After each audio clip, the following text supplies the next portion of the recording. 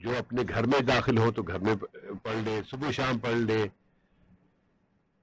ایسا نہیں ہے کہ بس ایک دفعہ پڑھیں گے تو پھر ساری زندگی کے ہم یہاں تو جتنے سال رہیں گے ایک سال کے لیے ایک دفعہ پڑھ لی بس کافی ہے. رسول نے جس طرح کی صورتحال میں جس پس منظر میں یہ بیان فرمایا ہے اس میں یہ تھا کہ مسافر ہیں، ایک آدھ رات رکے اور پھر انہیں آگے جانا ہے، چلتے چلتے کہیں راستے میں ٹھہر گئے تو جہاں ٹھہرے وہاں یہ دعا پڑھ لیں تو وہاں موجود اشیاء اس کو نقصان نہیں پہنچائیں گی. اس پس منظر میں یہ بات کہی گئی ہے کہ جب تک وہ وہاں رہے تو وہ محفوظ رہے گا. اس کو ہم اس پر یقین کر لیں کہ ہم اگر یہاں پڑھ لیتے ہیں تو پھر امید ہے کہ اس سے محفوظ رہیں گے، لیکن اس کو معمول بنانا چاہیے ان دعاؤں کو جو کہ ہم اس پروگرام میں مسلسل پیش کر رہے ہیں. کچھ کبھی رہ بھی جاتی ہیں، کبھی بھول بھی جاتی ہے. ایسا نہیں ہے کہ ساری کی ساری دعائیں روزانہ ہر وقت پڑھی صلی اللہ علیہ وسلم نے پڑھی ہیں، اس لیے ہمیں اس کا اہتمام کرنا چاہیے. اور تعجب ہوتا ہے اس وقت جب کسی سے کوئی ہاں یہ تو مجھے پتا ہے لیکن کوئی اور دعا بتائے جس میں یہ جب اللہ کے رسول کی بتائی ہوئی 1 2 3 کئی دعائیں ہیں، اگر آپ کو ان پر اطمینان نہیں ہو رہا تو پھر کسی دوسری دعا سے کیا اطمینان ہوگا. دعا ہے کہ اعوذ بکلمات اللہ التامات من شر ما خلق، کہ میں اللہ کے مکمل کلمات کی پناہ حاصل کرتا ہوں یا پناہ لیتا ہوں، یا اللہ کے مکمل کلمات سے ان کے ذریعے اللہ تعالیٰ کی پناہ طلب کرتا ہوں ہر اس شے کے شر سے جو اس نے پیدا فرمائی ہے. اب یہ کلمات اللہ سے کیا مراد ہے؟ کلمات اللہ کا ذکر ہمیں قرآن پاک میں 2 مقامات پر بطور خاص ملتا ہے، ایک سورہ کہف میں اور ایک سورہ لقمان میں. سورہ کہف کے آخر میں اللہ تعالیٰ نے یہ فرمایا ہے کہ اگر سارے سمندر سیاہی بن جائیں اور سارے درخت قلم بن جائیں تو وہ اللہ تعالیٰ کے کلمات کو لکھنا شروع کریں تو سیاہی ختم ہو جائے گی، اللہ کے کلمات ختم نہیں ہوں گے. اسی طرح سورہ لقمان میں کہا گیا کہ اگر ایک سمندر نہیں بلکہ 7 سمندر اور بھی اس میں شامل کر دیے جائیں اور پھر سارے درخت قلم بنا دیے جائیں اور وہ قلم لکھتے چلے جائیں گے، لیکن سمندروں کی سیاہی ختم ہو جائے گی لیکن اللہ کی کلمات ختم نہیں ہوں گے، اتنے زیادہ ہیں. تو اس سے اندازہ کیا جا سکتا ہے کہ اللہ کی کلمات کی کتنی عظمت ہے، کتنی کثرت ہے اور کتنی اہمیت ہے. تو ان کلمات کو اپنے ذہن میں لاتے ہوئے یہ دعا پڑھیں گے تو پھر یقیناً زیادہ فائدہ ہوگا. اور اس کا ایک مفہوم یہ بھی بیان کیا گیا ہے کہ کلمات اللہ سے مراد خود قرآن پاک ہے. قرآن پاک کو بھی کیونکہ اللہ کا کلام ہے اس لیے یہ بھی کلمات اللہ میں آتا ہے کہ جتنے جو اللہ نے کلام عطا فرمایا ہے وہ اللہ کا کلام ہے قرآن پاک، تو اس کی ایک ایک آیت اللہ کا کلمہ ہے. پھر سامان آتے ہیں 21ویں پارے کی طرف. 21ویں پارے کی تو پہلی آیت پہ ہی ہمیں کچھ احکام ملتے ہیں کہ تم یہ کام کرو. پہلا حکم کیا ہے؟ اتل ما اوحی الیک من الکتاب، جو کتاب تمہاری طرف نازل کی گئی ہے اس کی تلاوت کرو، اس کو پڑھو.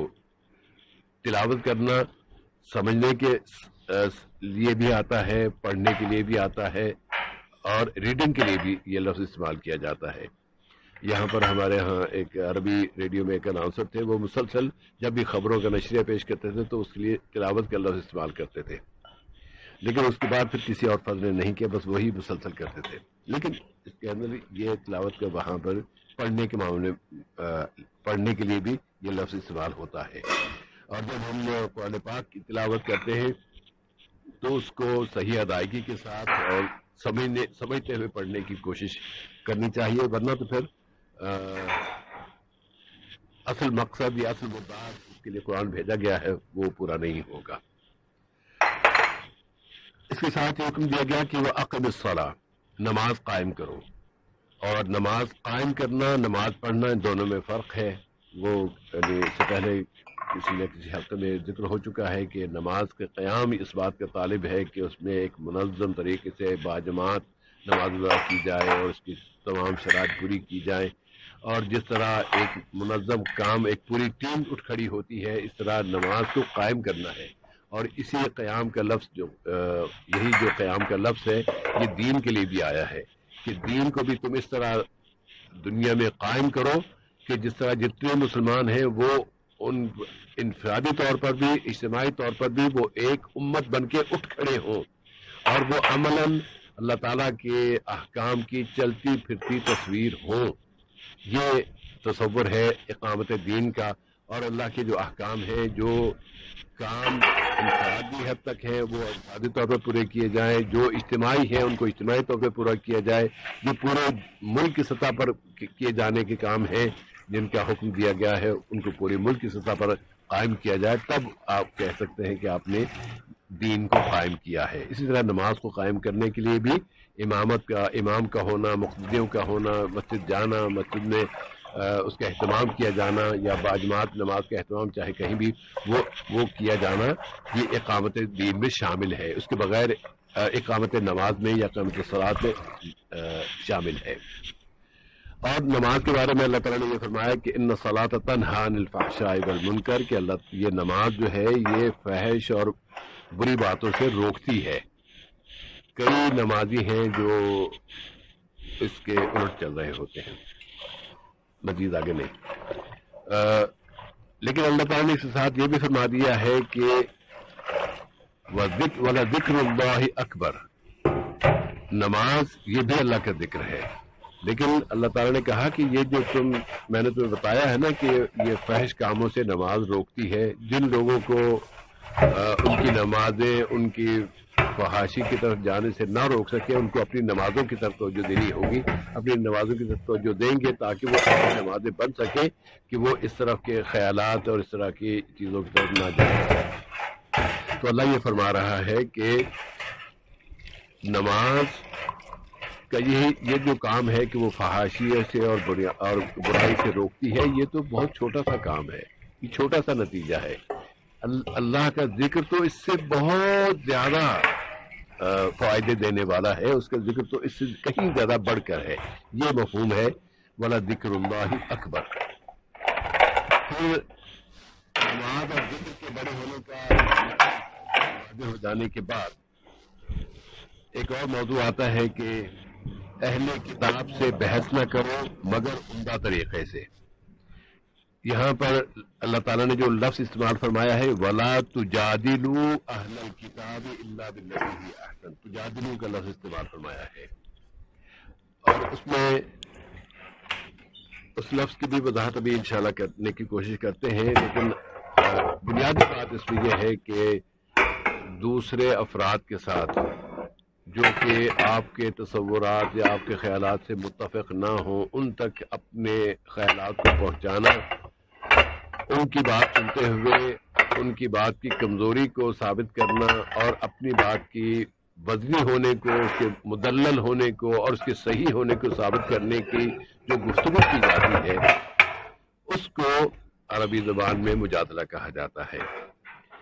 اس میں کئی شکلیں ہوتی ہیں اور بہت سی شکلیں جو بنیادی طور پر بہت صحیح ہوتی ہیں، لیکن عملاً آخری نتیجے کے اعتبار سے آخری نتیجے میں آ کے وہ اتنی بھیانک اور اتنی بھونڈی شکلیں اختیار کر جاتی ہیں کہ ان سے بچنا ہی ضروری ہوتا ہے.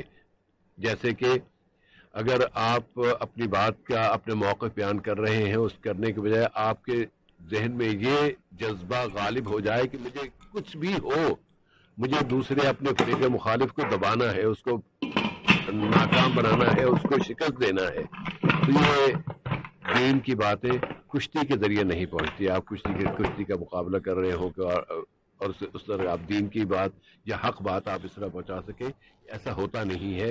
لیکن ہمارے ہاں ہوتا ہے، ہمارے معاشروں میں ہو رہا ہے. اسی بنا پر دیکھتے ہیں کہ آپ کو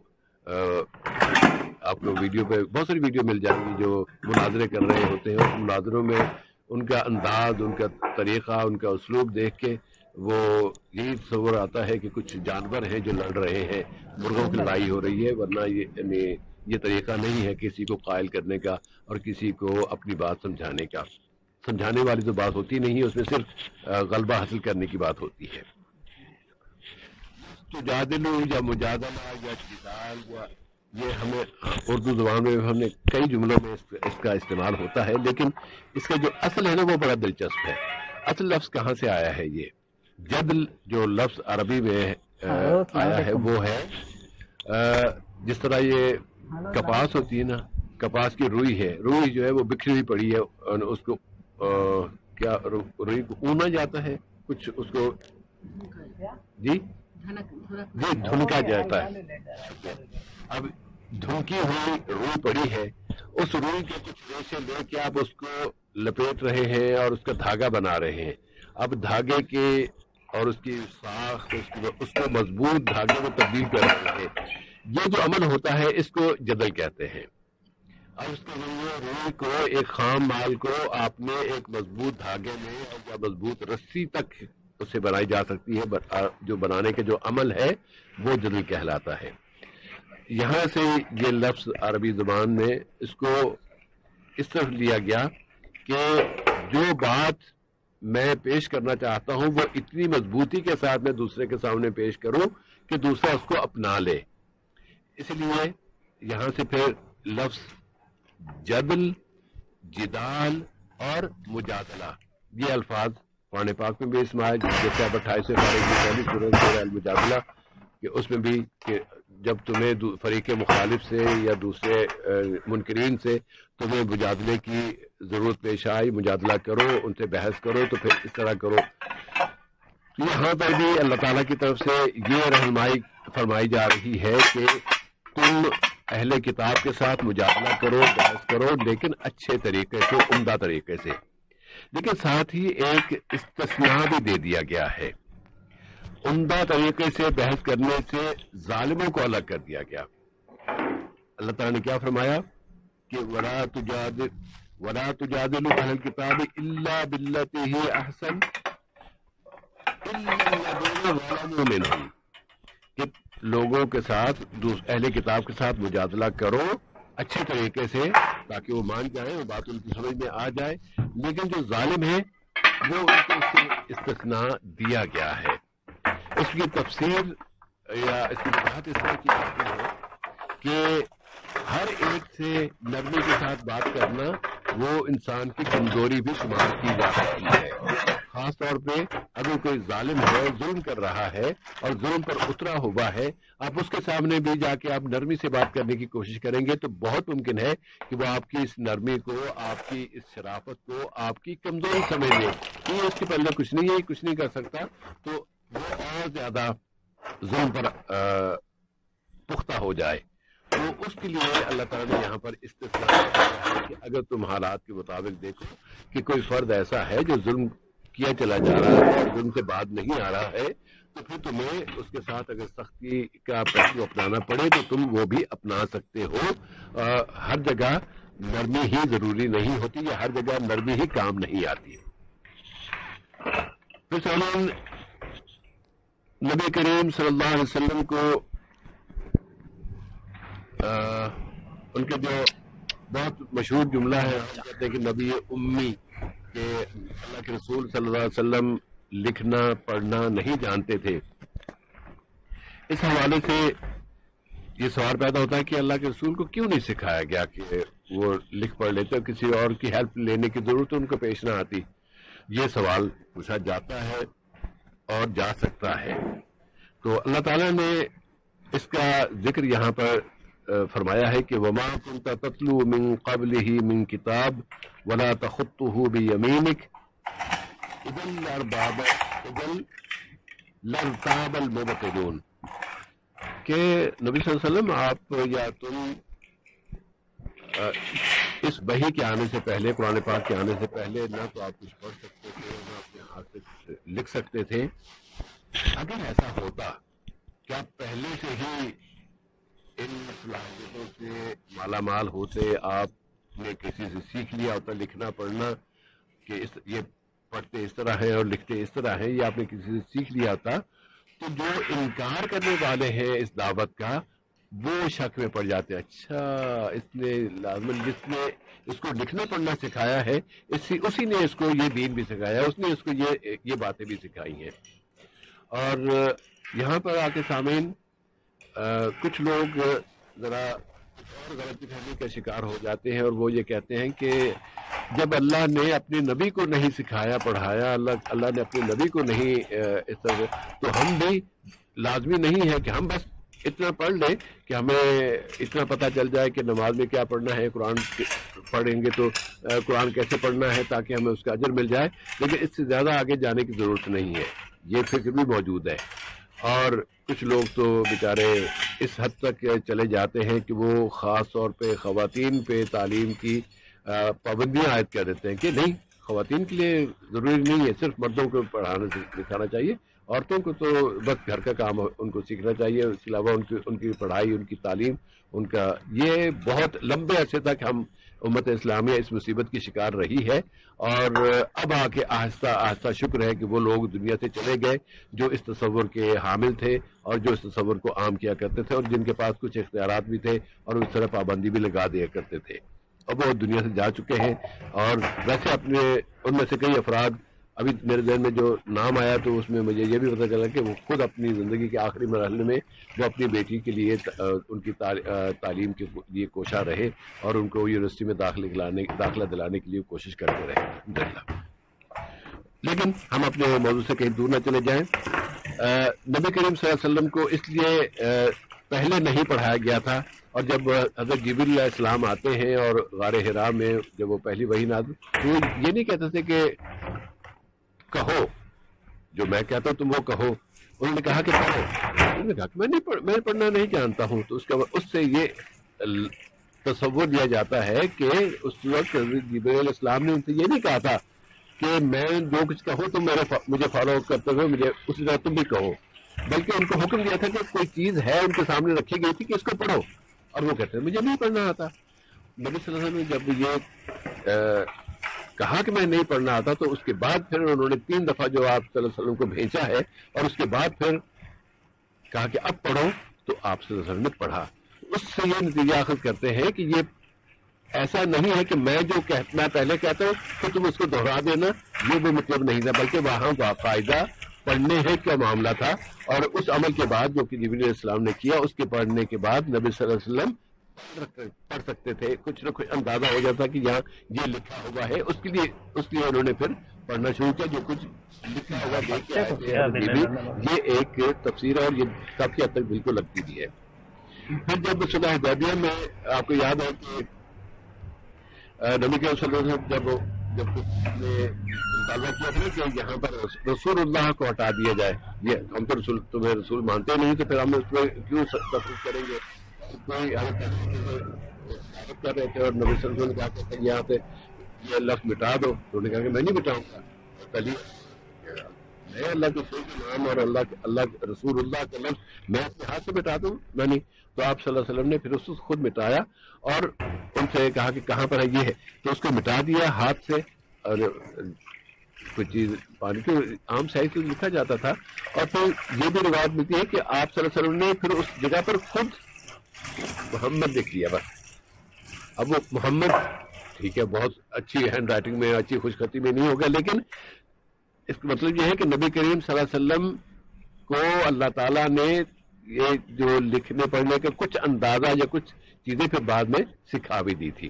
یہ ایک چونکہ روایت اکثر اس کا ذکر نہیں ہوتا، اور میں نے چونکہ یہ پڑھی ہے سنی ہے، اس لیے میں نے کہا کہ اس کو بھی شامل کر لیا جائے، تاکہ اگر کوئی مستفید ہونا چاہے یا اس کو اپنے صحیح لگے تو اس کا اختیار کر لے، نہیں تو نہیں، صحیح کوئی بات نہیں۔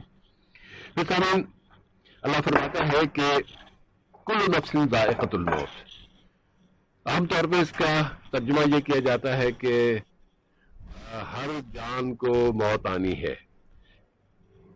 کسی نے ترجمہ کیا ہے کہ ہر متنفس کو موت آنی ہے۔ اب متنفس ذرا مشکل سے لفظ لگا تو میں نے اس کا پھر ترجمہ یہ کیا کہ ہر سانس لینے والے کو موت آنی ہے۔ نفس جو نفس ہے یہ سانس لینے کو ہی کہتے ہیں، متنفس وہ ذات جو کہ سانس لے رہی ہو۔ اب اس کے بجائے ہر سانس لینے والے کو موت کا مزہ چکھنا ہے، یہ بات کہنے کا فائدہ کیا ہے؟ سب کو پتہ ہے کہ مرنا ہے، اور سبھی مر بھی رہے ہیں، چاہے وہ کسی بھی مذہب کا ماننے والا ہو تو مرنا تو ہے ہی، سب کو پتہ ہے کہ مرنا، لیکن اس کے بطور خاص اس کے کہنے کا ایک خاص مقصد ہے، اور مقصد یہ ہے کہ تمہاری موت تمہیں یہ یاد دلاتی ہے کہ تمہاری ایک ابتدا تھی، تمہارا خاتمہ ہوا، تم آخرت کی طرف چلے گئے۔ اسی طرح دنیا کی ہر شے بنائی گئی ہے یہ ازلی نہیں ہے، اسے ختم ہونا ہی ہے. یہ پوری کی پوری یونیورسل جتنی چیزیں ہیں، جتنے سیارے کہکشائیں، ساری کی ساری چیزوں کو ختم ہونا ہے. یہ چونکہ یہ ازلی نہیں ہے، ہمیشہ سے نہیں ہے، بنائی گئی ہے، اور ہر بنائی ہوئی چیز کا ایک اینڈ ہوتا ہے، ایک خاص وقت ہوتا ہے، اس وقت اس کو آ کے ختم ہونا ہے. اور یہ ختم ہونا، ان کو ختم ہوں گی، جب یہ ختم ہوں گی تو اس کے بعد اے سانس لینے والوں، اے عقل و شعور رکھنے والوں، اے سوچنے سمجھنے والے لوگوں، تمہیں مرنے کے بعد اس ذات کے سامنے پیش ہونا ہے جس نے تمہیں اور اس پوری کائنات کو بنایا ہے. اس لیے تم اپنے اللہ تعالیٰ کے سامنے یا اپنے رب کے سامنے حاضری کے لیے تیاری کر لو. کچھ ایسے کام کر جاؤ یا اپنی زندگی اس طرح بنا لو کہ وہاں جا کے تمہیں سزا کے بجائے تمہیں انعام ملے. اس انعام کے حصول کے لیے تیاری ابھی سے کر لو. یہاں یہ مفہوم اس کا یہاں اس آیت میں اس کا وعدہ ہو رہا ہے، یہ وعدہ کیا جاتا ہے کہ تمہاری کل نفس ذائقۃ الموت ثم الینا ترجعون. تو اس کے بعد ہماری طرف واپس آنا ہے اور ہماری طرف تمہاری واپسی ہے. تو اس طرح جہاں بھی جس کی موت لکھی ہے وہ تو آئے گی، لیکن مرنے سے پہلے اس طرح بار بار توجہ دلائی جاتی ہے کہ اپنے آپ کو، اپنی زندگی کو اللہ کے تابع کرنے کی کوشش کر لو. کئی دفعہ ناکامی ہو جاتی ہے، لیکن اس کوشش کو مسلسل جاری رہنا چاہیے تاکہ کامیابیاں ہاتھ آ سکے. پھر مشرکین کے حوالے سے اللہ تعالیٰ نے یہ فرمایا کہ جب لوگ کشتی میں سوار ہوتے ہیں تو اپنے دین کو اللہ کے لیے خالص دعا مانگتے ہیں. اس وقت چونکہ وہ مایوس ہو چکے ہوتے ہیں اور ان کو یقین نظر آتا ہے کہ اب اس طوفان میں، جس مشکل صورتحال میں ہم پھنس گئے ہیں، ہم کنارے پر نہیں پہنچ سکتے، اس مصیبت سے صرف اللہ تعالیٰ ہی کی ذات بچاتی ہے. یہ احساس تمام اس دور کے مشرکوں کو بھی تھا، اور اس لیے وہ اللہ اپنے دین کو خالص اللہ کے لیے خالص کرتے ہوئے وہ دعا مانگتے تھے، اور ان کی دعا اللہ تعالیٰ قبول فرما. اللہ تعالیٰ کہتا تھا کہ اللہ نے فرمایا بھی کہ میں جب یہ دعا کرتے ہیں تو پھر میں اس کو مان لیتا ہوں، اور جب وہ کنارے پہ آتے پھر شرک کرنا شروع کر دیتے ہیں. تو ان کا یہ عمل، ہم ان کی اس کو کتنی بڑی خامی، کتنی بڑے گناہ اور کتنا اس کا ذکر تو اپنی جگہ پر بالکل موجود ہے، لیکن کیا خود ہمارا اپنا حال ایسا نہیں ہے کہ کوئی مشکل پیش آئے تو ہم بڑے اہتمام سے دعائیں مانگ رہے ہیں، بڑے اہتمام سے اللہ کے سامنے اللہ کی طرف رجوع کر رہے ہیں اور اللہ سے مانگ رہے ہیں، اور جیسی چیزیں آپ کو مطلوبہ، آپ کا مسئلہ حل ہو گیا، اس کے بعد ایسا لگتا ہے کہ نماز ہی نہیں پڑھ رہے. ایسے لوگ ہیں. جب پریشانی ہوتی تو کہتے کہ خود دعا بتا سکتے ہیں کہ کیوں کیا کرے آپ وہاں سے بھی کوتاہی ہو رہی ہے. انداز ہے یہ جو عمل ہے یہ معلوم نہیں دکھ رہا نہیں. ہاں بچے کو انہیں وہاں بیٹھا کر کو اس کو ہم بند کر لکھ دیا ہے کہ کیوں بھگانے گئے اس کو. تو ہم مسلمان ہونے کے باوجود اگر اس طرح کے کام کریں اور اس رویے کو اپنائیں تو پھر ہم اپنے بارے میں کیوں اس خوش فہمی میں مبتلا رہے. اس کا پاؤں ٹوٹ جاتا تھا. اب ہم تو جنتی ہے تو اس جنت تو ہمارے لیے بنائی گئی ہے. اپنے آپ کو دھوکہ دینے والی بات ہوگی. زمین اور آسمان کی ساری چیزوں کا ذکر کرنے کے بعد اللہ سے ملاقات کا ذکر کیا گیا ہے. بار بار اسی کو دلائی جاتی ہے. اولا یہ تفکروا فی انفسہم ما خلق اللہ السماوات والارض وما بینہما الا بالحق واجل مسمى وان کثیر من الناس بلقاء ربہم لکافرون. اس کا مفہوم یعنی ابھی پچھلے گزشتہ جو موضوع ہے اس میں، لیکن مجموعی طور پہ ہم اس کو یہی کہہ سکتے ہیں کہ انسان کا نفس اور اس کی اپنی ذات ہو، سب کو اس سب کے بارے میں اس حقیقت سے ساری دنیا آتی ہے کہ یہ ابدی نہیں ہے، یہ ابدی نہیں ہے، یہ ہمیشہ سے نہیں ہے، یہ بنائی گئی ہے، اسے ختم ہونا ہے. تو ختم ہونے کے بعد پھر اسے اللہ تعالیٰ کے سامنے حاضر ہونے کی طرف تو جو دلائی گئی ہے کہ لوگ اس بات کو کیوں نہیں سمجھتے. پھر اللہ تعالیٰ نے مشرکوں کو خود ان کے غلاموں کے ساتھ مال و دولت میں برابری کی مثال دی ہے، اور مثال اس طرح دی ہے کہ ضرب اللہ ضرب لکم مثلا من انفسکم، تو اپنی جانوں سے اللہ تعالیٰ یہ مثال دے رہا ہے کہ اللہ نے تمہیں جو مہارت دولت دے رکھا ہے، اور تمہارے پاس اس دور میں چونکہ غلاموں کا دور تھا، غلام ہوتے تھے، تو تمہیں کچھ غلام بھی ہیں تمہارے ساتھ رہتے ہیں، تو اگر وہ جو مال تمہارے پاس آیا ہے اللہ نے جو دیا ہے، اگر تم سے یہ مطالبہ کیا جائے کہ تم اور تمہارے غلام تم یہ مال برابر آپس میں تقسیم کرو، تو کیا تم اس بات پہ راضی ہو جاؤ گے؟ کوئی بھی راضی نہیں ہوگا. میں اور میرے غلام ایک ساتھ برابر ہو جائیں، یہ کیسے ہو سکتا ہے؟ اللہ نے یہ بات دے کے فرمائی ہے، سمجھانے کی کوشش کی ہے کہ اگر تم اپنے جیسے انسان کو جو تمہارے غلام بن گئے ہیں یا بنا دیے گئے ہیں، جب یعنی کسی بھی طرح کی صورتحال میں تمہارے پاس غلام کی حیثیت سے پہنچ گئے ہیں، تم ان کے ساتھ اپنا مال برابر کرنے کے لیے تیار نہیں ہو، تو اللہ تعالیٰ کے بارے میں تم یہ تصور کیوں کر لیتے ہو کہ وہ اپنے اختیارات میں تمہارے ان پتھروں کو، ان جانوروں کو، ان دوسرے خداؤں کو وہ اپنا شریک بنا دے گا؟ اپنے بارے میں تو تھوڑی سی چند روپے کی بات ہے، وہ برابر دینے کے لیے تیار نہیں ہو، اور اللہ تعالیٰ کی پوری کائنات، اس کی پوری حکومت اور پوری بادشاہت اور پوری ملکیت میں تم ان پتھروں کو اور ان مخلوقات کو تم اس کا شریک بناتے ہو، تو تمہیں اپنے بارے میں جب تیار اللہ کے بارے میں یہ بات کرتے ہو تو تمہیں شرم نہیں آتی؟ یہ توجہ دلاتا ہے اللہ تعالیٰ اس مثال کے ذریعے. اللہ فرماتا ہے کہ قائم ہو جاؤ اس فطرت پر جس پر اللہ نے انسانوں کو پیدا کیا ہے، فطرت اللہ الذی فطر الناس علیہ. اللہ تعالیٰ نے تمام انسانوں کو ایک فطرت، ایک نیچر پر پیدا کیا ہے، اور وہ نیچر یہی ہے کہ تمام انسان اللہ کے بندے بنا کر بنائے گئے ہیں، ان کو بندوں کی حیثیت سے دنیا میں بھیجا گیا ہے. اس لیے اللہ کے رسول کی ایک حدیث مبارکہ بھی ہے جس میں آپ صلی اللہ علیہ وسلم نے فرمایا ہے کہ کل مولود یولد علی الفطرہ انما ابواہ یہودانہ او یمجسانہ او ینصرانہ، کہ ہر پیدا ہونے والا شخص فطرت پر پیدا ہوتا ہے، اور اس کے والدین ہوتے ہیں جو اس کو کوئی یہودی بنا دیتے ہیں، کوئی عیسائی بنا دیتے ہیں، تو کوئی مجوسی اور مشرک بنا دیتے ہیں. تو فطرت، جس فطرت پر انسان کو پیدا کیا گیا ہے، اسی کا اہتمام اس میں اسی کی طرف توجہ دلائی گئی ہے کہ تم فطرت کے مطابق رکھو، اللہ کے بندے ہو اور اللہ کے بندے بن کر رہو، اور دوسروں کو بھی اللہ کا بندہ ہی رہنے دو، اپنا بندہ نہ بناؤ.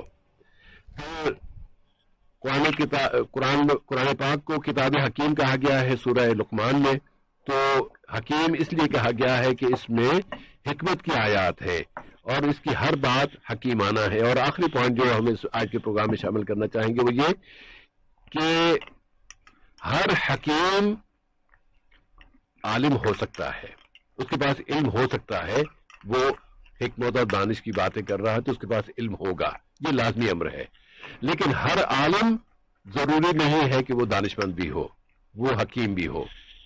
کئی علماء ہیں پڑھ لیتے ہیں لیکن لگتا ہے کہ دانش جو ہے نا وہ قریب سے بھی نہیں گزری، وہ اتنے ان کا مزاج، ان کا جو الفاظ ہیں وہ بتا رہے ہوتے ہیں کہ یہ بس لکیر کے فقیر ہے، اور جو انہوں نے جتنا پڑھا وہ بس وہیں تک کی ہے. تو اس لیے یہ جملہ ابن کثیر رحمۃ اللہ علیہ نے لکھا کہ ہر عالم حکیم اور دانشمند ہوتا ہے. کیا ہوتا ہے؟ نہیں ہوتا. ہر حکیم لازماً عالم بھی ہوتا ہے، لیکن ہر عالم حکیم ہو یہ بات نہیں ہے. اور یہ جو حکمت ہے یہ اللہ تعالیٰ نے لقمان کو حکمت عطا کی تھی. یہ نہیں کہا تھا کہ میں نے تمہیں علم دیا ہو، اس حکمت میں علم بھی شامل تھا. تو حکمت وہ علم سے زیادہ بڑی چیز ہے جس میں علم شامل ہے. بس اسی پر اتفاق کرتے ہیں اور آتے ہیں آج کے پھر دوسرے حصے کی طرف، تاکہ ان موضوعات اور کو ہم دہراتے ہوں گے. کیوں نہیں آ رہا؟ یہ آیا الحمدللہ.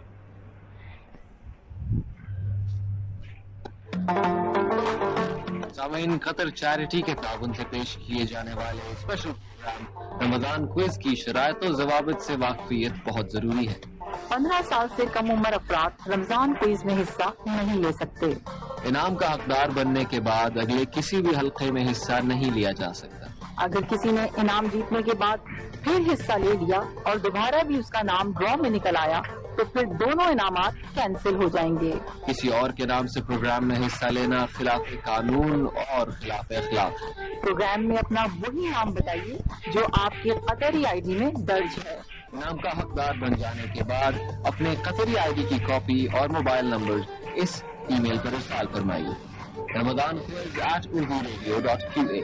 रमजान में हिस्सा लेने के लिए टेलीफोन नंबर्स हैं 44131280 और 44874299। ये प्रोग्राम कतर चैरिटी के ताउन से पेश किया जा रहा है। जी सामीन, कतर चैरिटी के ताउन से पेश किया जा रहा है इस प्रोग्राम रमजान क्विज के दूसरे हिस्से के साथ हैं और आज की पहली कॉल रिसीव करते हैं। अच्छा जी, महबूब पाशा बोल रहा हूँ। शेख महबूब पाशा पहले कॉलर हमारे और आज की दुआ बताएंगे। बिस्मिल्लाहिर्रहमानिर्रहीम। औज़ बिकलिमातिल्लाहि ताम्माति मिन शर्रि मा खलक़। जी बहुत शुक्रिया, हाफिज। समय प्रोग्राम में एक और कॉलर हमारे साथ। अस्सलाम वालेकुम।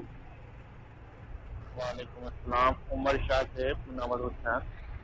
जी, आपसे सवाल है कि इस दुआ में जो बात आई है कि अल्लाह के कलिमात से जो है मैं पनाह लेता हूँ, अल्लाह के मुकम्मल कलिमात की पनाह लेता हूँ, तो कलिमात का क्या मतलब है?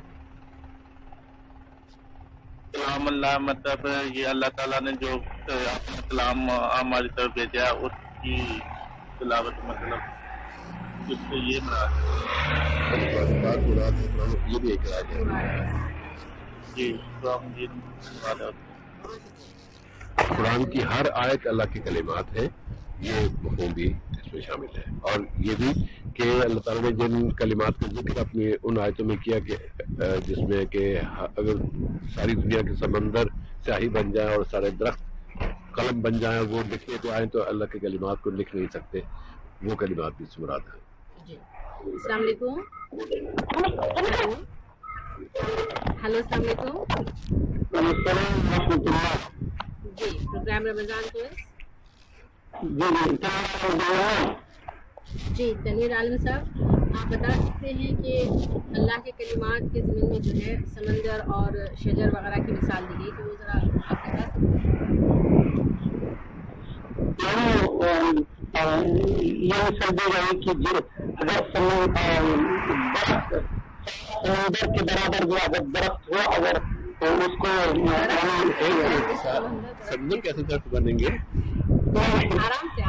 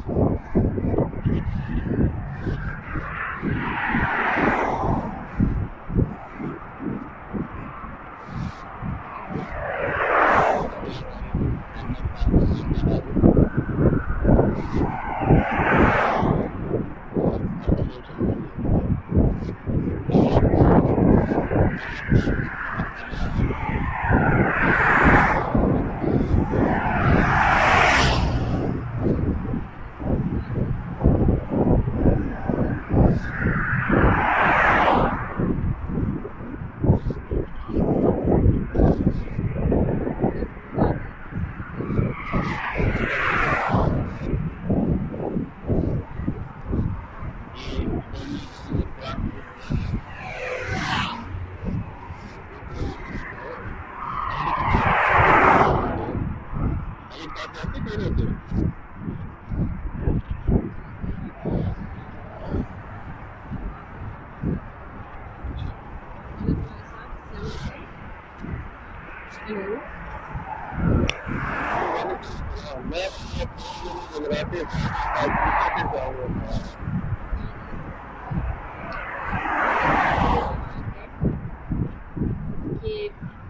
کائنات میں جو ہے جو اشیاء پائی جاتی ہے ان کے بارے میں 3 کائنات میں پائی جانے والی اشیاء کے بارے میں نظریات. یہ پوری بڑی ہوئی ہے سیارے ہمیں ان کے بارے میں 3 نظریات ہیں. ان میں سے ایک ہمارا نظریہ ہے اس کو اللہ تعالیٰ نے بنایا ہے. دوسرے نظریے کیا ہے کچھ اس کے بارے میں آئیڈیا ہے آپ کو؟ آپ نے بتا دیا کہ اللہ تعالیٰ نے بنایا ہے سب. صحیح. جی. اور دوسرا جو ہے ایک اور بتا دیں 2 میں سے.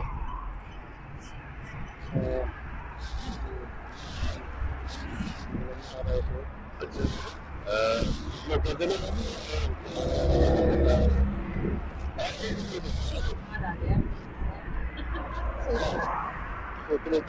انسان پہلے بندر تھا اب اس کی وضاحت کرنے کی جنگری ہے کیا چیز نہیں یہ منگاوٹ ہے ایسا ایک الگ بات ہے لیکن یہ ہے کسی نفس سے اس کو سمجھنا تو چاہیے وہ کیا رہا ہے. یعنی انسان پہلے بندر تھا اور اس کو علم نہیں تھا اور بعد میں انسان بنا ہے. یعنی کہ اس کے بارے میں ڈارون کا کہنا یہ تھا کہ دنیا کی جتنی زندہ مخلوقات ہیں یہ اوریجنلی کسی ایک ذرے سے بنتے ایک سیل تھے. وہ بڑی پھر آگے وقت کے ساتھ ساتھ وہ دوسرے عوامل اس کے پریشر میں آ کے اس کے دباؤ میں آ کے اس کی موافقت اور مخالفت دونوں کے اثرات سے ہوتے ہوتے وہ ایک شکل یہ موجودہ شکل کو پہنچے ہیں.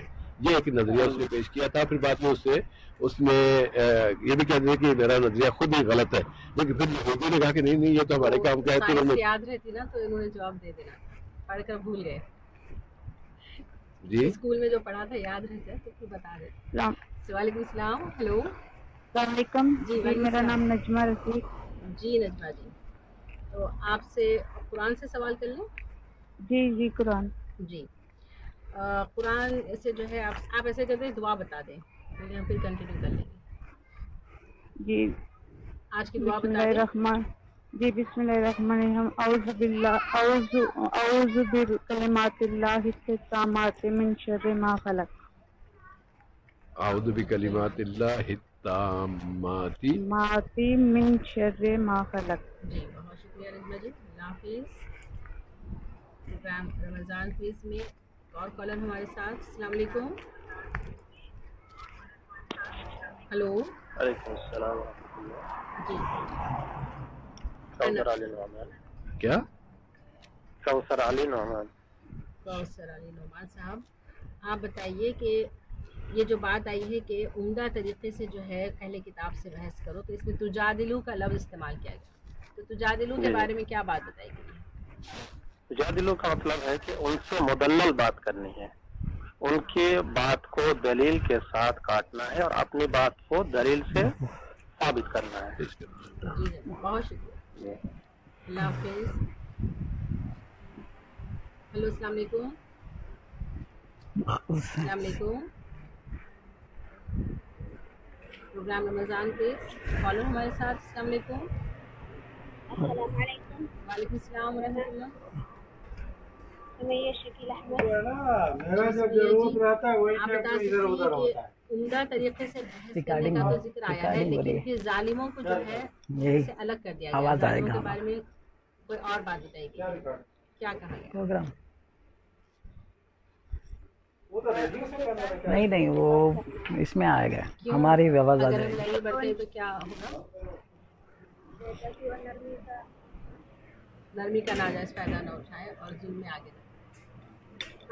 جی بہت شکریہ، اللہ حافظ۔ پروگرام رمضان کو السلام علیکم۔ السلام علیکم جی وعلیکم السلام ورحمۃ اللہ۔ میرا نام عبید ہے۔ جی آپ بتائیے نبی کریم صلی اللہ علیہ وسلم کو لکھنا پڑھنا کیوں نہیں سکھایا گیا؟ نبی کریم صلی اللہ علیہ وسلم کو لکھنا پڑھنا کیوں نہیں سکھایا گیا؟ مطلب جب تک وہی آنے سے پہلے وہی آنے سے پہلے لکھنا پڑھنا نام معلوم تھا، تو بعد میں جبرائیل علیہ السلام آیا، بعد میں اس کو بولا۔ ہاں وہ تو آئے، لیکن کیوں وہی آنے سے پہلے آپ کو لکھنا اور پڑھنا کیوں نہیں بتایا گیا، کیوں نہیں سکھایا گیا؟ کیا ریزن تھا اس کے پیچھے؟ تاکہ لوگ یہ نہ سمجھ لیں کہ جی سر وہ لکھ کر کے اپنا ہاتھ سے یہ دین چاہے کوئی چیز لکھ کے گھر دیا ہے، دین کی باتیں بھی جو ہے جی اپنا ہاتھ سے خود ہی لکھ کے چاہیے نہیں، اس کی یہ کہ جس نے اس کو لکھنا پڑھنا سکھایا اسی نے اس کو دین بھی سکھا دیا۔ یہ نہ ہو جی سر ہاں جی سر مجھے بہت شکریہ جناب۔ پروگرام میں کال کر لیں، پروگرام رمضان کے السلام علیکم۔ وعلیکم السلام ورحمۃ اللہ، میں محمد وسیم اکرم۔ جی جناب وسیم اکرم صاحب، یہ جو بات آئی ہے کہ ہر متنفس کو، ہر سانس لینے والے کو موت کا مزہ چکھنا ہے، تو اس بات کے کہنے کا کیا فائدہ ہے، کیا مطلب ہے؟ وہ اس لیے کہا گیا تھا کہ انسان جو ہے اس کی تیاری کر لے، کیونکہ اس کو اس کے سامنے حاضر ہونا ہے جس نے اسے بنایا ہے، پھر وہ اس بات کی تیاری کر لے کہ اس کو جو ہے سزا نہ ہو، بلکہ اللہ تعالیٰ کے پاس جو انعام ہے وہ اس کو نصیب ہو۔ بارک اللہ فیکم جی۔ بہت شکریہ۔ اس آئین پروگرام میں ایک اور کالر ہمارے ساتھ۔ السلام علیکم۔ السلام علیکم۔ وعلیکم السلام ورحمۃ اللہ۔ جی میرا نام یونس میاں علی پور میں۔ جی جناب آپ یہ بتائیے کہ ایک بات آئی ہے کہ جب یہ لوگ کشتی میں سوار ہوتے ہیں تو پھر اپنے دین کو صرف اللہ کے لیے خالص کر کے دعا مانگتے ہیں، تو یہ ذکر کیوں آیا ہے، اس کے پیچھے اللہ نے ہمیں کیا بات بتائی ہے؟ یہ اللہ نے بتایا، اللہ تعالیٰ نے کہ دل میں یقین ہو کہ اللہ تعالیٰ کے ذات سے ہی سب کچھ ہونے والا ہے۔ وہ تو ان کے بھی تھا، مشرکوں کے بھی تھا، پھر مشرکوں کو آگ میں کیوں ڈالے گا لبیا؟ جب مصیبت آتی ہے تو یہ لوگ جو ہے یعنی کشتی میں سوار ہوتے ہیں تو دین کو اللہ کے لیے خالص کر لیتے ہیں، پھر بعد میں ان کا رویہ کیسا ہوتا ہے؟ بعد میں جب وہ مصیبت ختم ہو جاتی ہے تو پھر وہ اللہ تعالیٰ کو بھول جاتے ہیں، دوسرے لوگوں کے ساتھ مل جاتے ہیں، شرک کرنے لگتے ہیں۔ جی شرک کرنے لگتے ہیں، گمراہی میں چلے جاتے ہیں۔ اور یہ جو ہے کوئی اچھا طریقہ ہے۔ بہت شکریہ، اللہ حافظ۔ السلام علیکم۔ ہلو ہلو السلام علیکم۔ وعلیکم السلام ورحمۃ اللہ۔ جی ہمارا نام شیخ نوشین فاطمہ۔ جی آپ سے سوال ہے۔ شیخ نوشین جی جی جی آپ سے سوال ہے کہ اللہ تعالیٰ نے زمین و آسمان اور یہ ساری چیزوں کو ہوائی جہاز کیوں چلا رہی ہے محترمہ؟ اگر آپ ڈرائیو کر رہی ہیں تو پلیز وہ آئینے وغیرہ ذرا اوپر کر لیں۔ نہیں میں ڈرائیو نہیں کروں، میں سائڈ میں بیٹھی ہوں۔ اچھا شور بہت ہے، چلیں دیکھتے ہیں کہ کتنی دیر چل سکتی ہے۔ زمین اور آسمان اور ساری چیزوں کا ذکر کرنے کے بعد اللہ تعالیٰ اپنی ملاقات کا ذکر کرتے ہیں، کیوں؟ اللہ تعالیٰ کی ملاقات برحق ہے، اسی لیے آخرت کا موجود ہے۔ وہ تو برحق ہے، تو اس کے ساتھ یہ زمین آسمان کا ذکر کرنے کا کیا فائدہ ہے پھر؟ اس سے کیا مطلب سمجھانا چاہتے ہیں؟ یعنی اس دنیا کے بعد ایک دوسری دنیا ہے، اسی لیے وہ تو آخر اب اسی بات دہرا رہی ہیں آپ۔ اس کا مطلب یہ ہے کہ جب یہ جو زمین، یہ آسمان، یہ کائنات، یہ ساری ختم ہونی ہے، تمہیں بھی ختم ہونا ہے، تو پھر اس کی تیاری کرو جہاں تمہیں جانا ہے۔ جی بہت شکریہ محترمہ۔ ایک اور کالر ہمارے ساتھ۔ السلام علیکم۔ وعلیکم السلام ورحمۃ اللہ وبرکاتہ۔ جی اپنا نام بتائیے۔ احمد علی شیرانی۔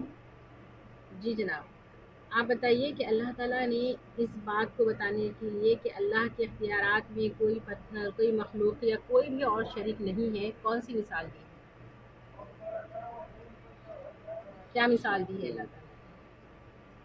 سبھی مخلوقات ہے، حیوان انسان جو بھی سارا انسان جو بھی رب العالمین نے بنایا ہے. ہاں بنایا تو اسی نے ہے، لیکن اللہ نے ایک ان چیزوں کو ایک مثال کے طور پہ پیش کرنے کی کوشش کی ہے. برابری کی ایک مثال دی ہے. برابری کی مثال سبھی کس کی برابری، کس کی انسان کو توجہ زیادہ دی ہے. نہیں سن سکتے آپ نا، حلقہ اگر سنتے نہیں ہیں تو پھر جواب دینا مشکل ہو جاتا ہے. پروگرام ایک اور کالر. السلام علیکم. السلام علیکم. وعلیکم السلام ورحمۃ اللہ وبرکاتہ. محمد انعام الحق محمد عثمان. جی جناب، آپ آج کی دعا بتا دیں. اعوذ بکلمات اللہ التامات من شر ما خلق. جی بہت شکریہ. پروگرام ایک اور کالر. السلام علیکم. ہلو. جی السلام علیکم. وعلیکم السلام ورحمۃ اللہ. نام اسما رحمان. جی جی اسما جی، آپ بتائیے کہ اللہ تعالیٰ نے مثال دی ہے مشرکوں اور ان کے غلاموں کے ساتھ مال و دولت میں برابری کی. یہ مثال دے کر کیا بات سمجھائی ہے؟ جی کہ ایک آدمی اور مطلب ایک اگر امیر آدمی ہے وہ اپنے غلام کے ساتھ برابر نہیں ہو سکتا تو اللہ تعالیٰ کے ساتھ کسی کو شریک ٹھہرانا بھی یہ برابر نہیں. کیسے ہو سکتا ہے؟ جی بہت شکریہ. اللہ حافظ. پروگرام رمضان کوئز کال ہمارے ساتھ. ہیلو السلام علیکم. ہلو. السلام علیکم. وعلیکم السلام ورحمۃ اللہ. سمیرہ عبدالرحمان. آپ مجھ سے جی کی کا کوشچن پوچھ لیں. سمیرہ جی، آپ بتائیے کہ انجامینا کسے کہتے ہیں اور یہ آج کل نیوز میں کیوں ہے؟ انجامینا جی انجامینا انجامینا جی. یہ آج کل تو ان دنوں نہیں ہے، پچھلے ہفتے بہت زیادہ تھا. اسے 8-10 دن جو ہے نا مسلسل اس کی خبریں ہم بھی دے رہے تھے. یہ افریقہ کا ایک ملک ہے، وہاں کچھ واقع ہوا ہے، وہاں کا کیپٹل ہے. بہت آسان ہے. بہت شکریہ پروگرام میں شرکت کے لیے. پروگرام رمضان کوئز. السلام علیکم. السلام علیکم. وعلیکم السلام ورحمۃ اللہ. رضوان حبیب اللہ. جی رضوان صاحب، آپ سے سوال ہے کہ فطرت کے بارے میں آج کے حلقے میں بات بتائی گئی کہ انسان قائم ہو جاؤ اس فطرت پر جس پر اللہ نے انسان کو پیدا کیا ہے. تو کیا مطلب؟ جی ہر انسان اپنی فطرت پر پیدا کیا گیا ہے. دوسروں کو اللہ کا بندہ ہی رہنے دو، نہ کہ تمہارا بندہ بنانے کی کوشش کرو. اور انسان کی فطرت کیا ہے؟ وہ انسان کی فطرت اللہ تعالیٰ نے اس کو اس کی فطرت پر پیدا کیا ہے. یعنی اگر انسان کی فطرت یہ ہے کہ وہ اللہ کا بندہ ہے. وہ اللہ کا بندہ ہے. جی وہ اللہ کا بندہ ہے بے شک.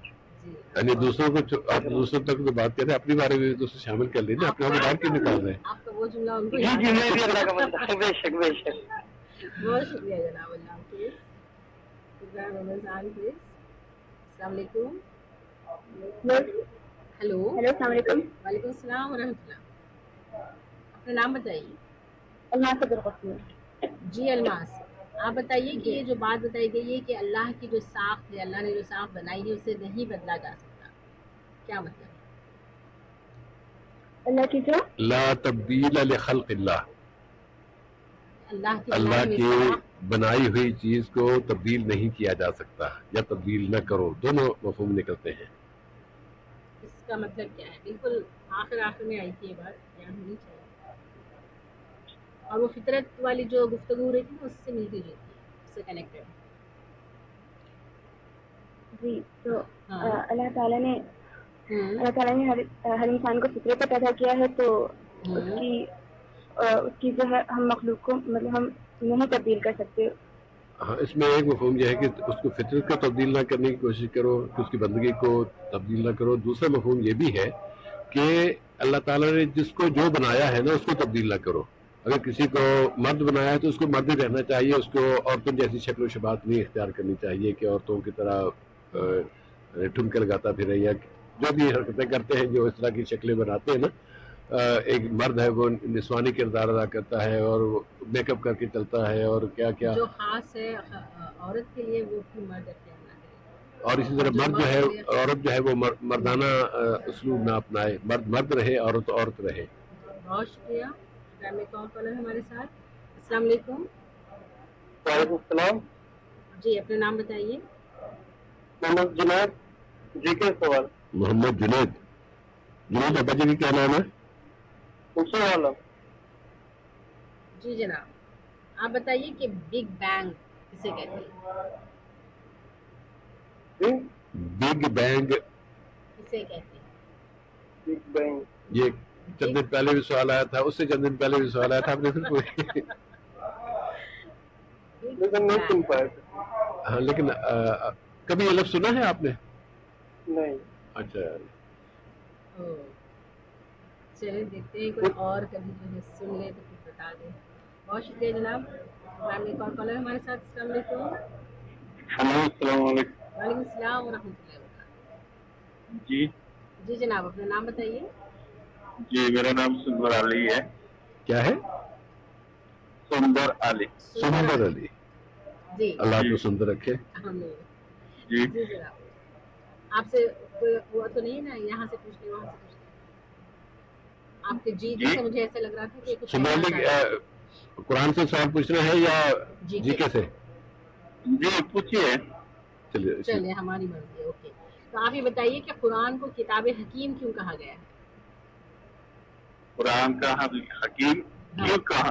किताब हकीम। जी, किताब हकीम, ये कुरान हकीम का। हाँ, चलिए आपने कोशिश अच्छी की है, प्रोग्राम में शिरकत की, बहुत शुक्रिया जनाब। प्रोग्राम सुनते रहें। एक और कॉलर हमारे साथ। अस्सलाम वालेकुम।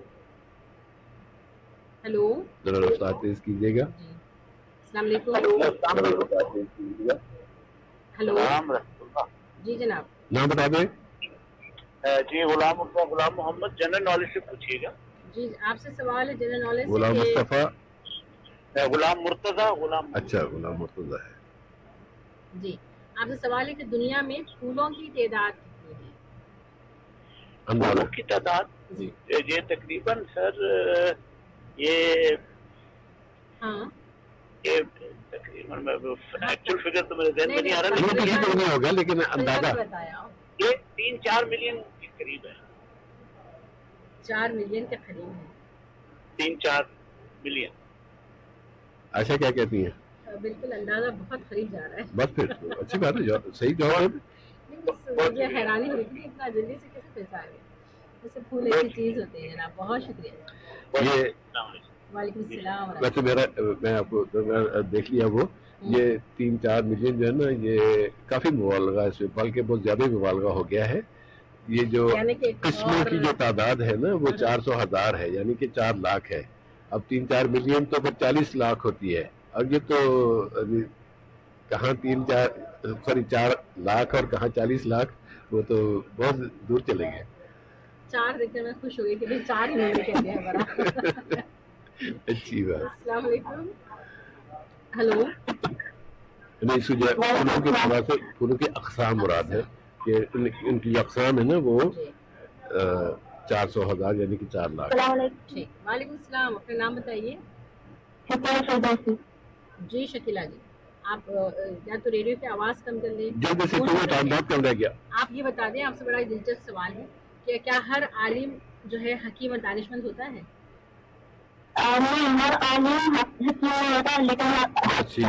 अगली कॉल ले लें। चलिए, बहुत शुक्रिया आपका शकीला। कॉलर हमारे साथ। अस्सलाम वालेकुम। जी, खतर फैसल जी, आप जल्दी से बता दें कि नबी करीम सल्लल्लाहु अलैहि वसल्लम को लिखना पढ़ना क्यों नहीं सिखाया गया? इसलिए नहीं सिखाया गया क्योंकि जो है ना वो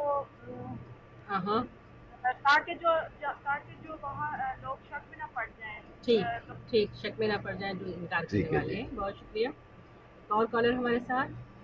अस्सलाम वालेकुम। अस्सलाम वालेकुम। السلام علیکم ورحمۃ اللہ. جی وعلیکم السلام. شمس الضحیٰ محمد عثمان. جی جناب خوش آمدید. آپ بتائیے کہ اللہ کے کلمات سے کیا مراد ہے؟ اللہ کے کلمات سے جی ہاں مجھے لگتا تھا یہ بہت قرآن پاک مراد ہے. اللہ کا کلام قرآن پاک. جی بہت دو کو لے لیں جلدی سے. جی سر. وعلیکم السلام. ایک اور کالر ہمارے ساتھ. السلام علیکم. وعلیکم السلام. میرا نام حفصہ نعیم. جی کیسے سوال کریں؟ جی حفصہ جی آپ سے جی کسی سوال ہے کہ مولانا کے کیا معنی ہیں بتا دیں.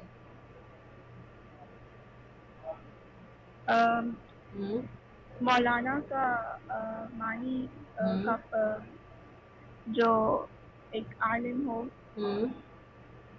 کافی پڑھا لکھا ہو دینی معلومات سے. جی جی جی تقریباً صحیح ہے. باقی آخری کال لے لیں ورنہ موقع ملتا تو بات کرتے ہیں. ہاں لے سکتے سرپرائز کال. السلام علیکم. وعلیکم السلام ورحمۃ اللہ. جی اعجاز الحق نصیر الدین. اعجاز الحق آپ سے ایک سوال کرتے ہیں ہم. آپ اسی سوال کو دہرا دیجیے گا. اور سوال یہ ہے کہ قطر چیریٹی نے ماہ رمضان کے آخری عشرے میں 10 راتوں 10 منصوبوں کا اعلان کیا ہے. اس کا کیا مقصد ہے؟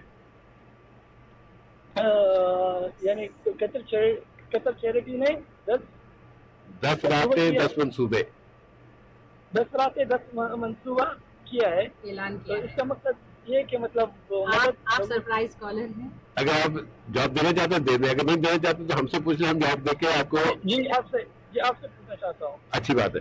اس کا مقصد یہ ہے کہ ان 10 راتوں میں جبکہ نبی صلی اللہ علیہ وسلم بہت زیادہ اللہ کی راہ میں خرچ کیا کرتے تھے, تو 10 پروجیکٹ ہیں, ہر رات کا ایک پروجیکٹ ہے.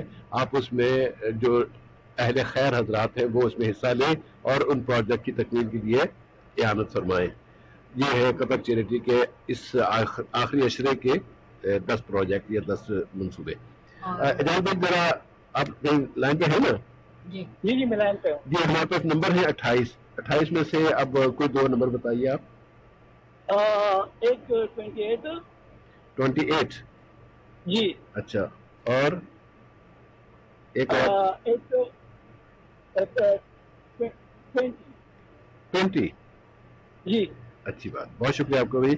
آپ خود 13 نمبر پہ تھے اور 28 نمبر یا 28 پہ ہے اسماء رحمان. اسماء رحمان آپ نے آج کا پہلا نام حاصل کیا.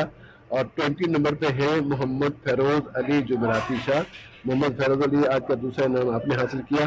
تو اس طرح پروگرام رمضان کوئز کا آج کا حلقہ اپنے اختتام کو پہنچا. آئی ڈی اور موبائل نمبر ہمیں ارسال کر دیجیے گا ramadanquiz@urduradio.qa پہ.